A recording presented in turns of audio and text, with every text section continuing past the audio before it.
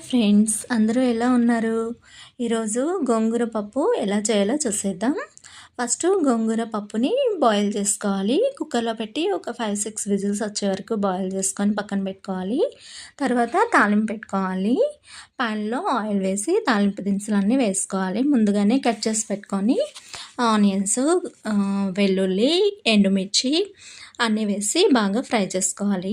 కొద్దిగా ఫ్రై అయిన తర్వాత పసుపు, కారం, ధనియా పొడి, ఉప్పు అన్నీ వేసి బాగా మిక్స్ చేసుకోవాలి.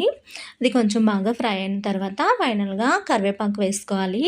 వేసుకొని బాగా మిక్స్ చేసుకోవాలి.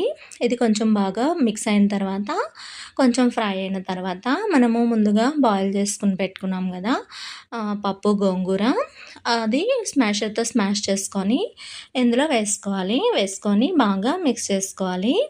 అది బాగా మిక్స్ చేసుకొని ఒక 5 మినిట్స్ కుక్ చేసుకోవాలండి. ఒక 5 మినిట్స్ అలాగా కొంచెం కుక్ అయితే మొత్తం ఈ తాలింపుతో పాటు ఈ పప్పు అంతా కుక్ అయ్యి ఒక 5 మినిట్స్ అంతా బాయిల్ అయిన తర్వాత మనకి ఈ గోంగూర పప్పు రెడీ ఫ్రెండ్స్.